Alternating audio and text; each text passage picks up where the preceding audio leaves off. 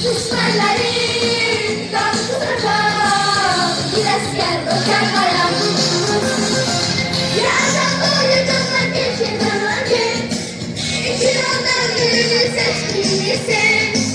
Adamını, servetini, şerefini. İki asker öter bayan.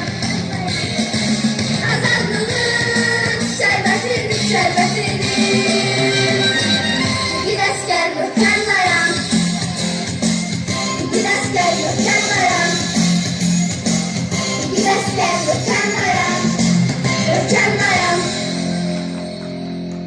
Teşekkür ederim balacalarımıza.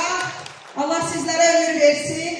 Medeniyet işçilerin her birine teşekkür ederim. Qəhrəmanlarımızın şəkilləri yer alan parçalarımızı səhnəyə çıxartdılar. Əgər mümkündürsə o şəkilləri bir də istəyirəm, mən xahiş edirəm. O oğulların şəkilləri bir də gəlsin səhnəmizə. Və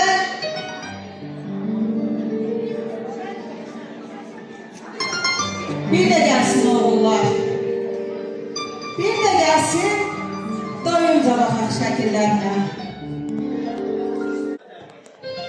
Ayaq üstə qarşılayaq biz onları. Alqışlarla qarşılayaq biz onları. Onlar bizə baş tacıdır axı. Bir evin bir çırağı idi. Bir evin bir çırağı idi. Ata yurdun ocağı idi. Səhnədə göstərə aparın oğulları. Qoy hər kəslə salamlaşıb geçsinlər bu məclisdə.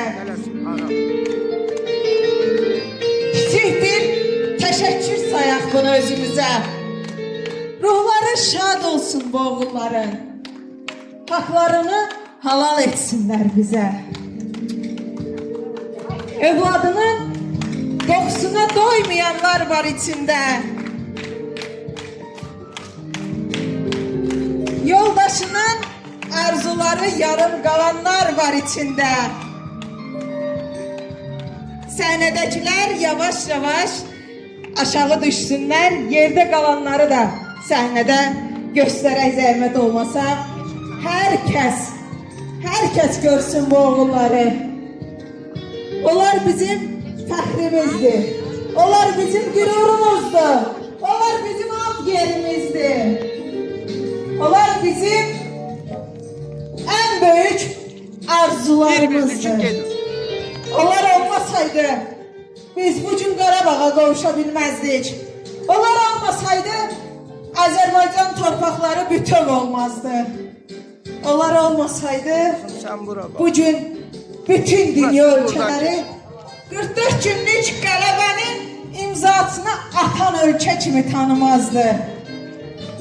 Göstərə belə bütün hər kəs baxsın. Tələsməyin. Aramla gedin də tələsməyin. Hər birinizə təşəkkür edirəm. Hər biriniz var olun. O şəkilləri qürurla daşıyan mədəniyyət işçiləri. O şəkilləri qürurla götürüb gələn valideynlər. Hər birinizə təşəkkür edirəm. Alqışlarla qarşıladığımız igidləri alqışlarla yola salaq məclisimizdə.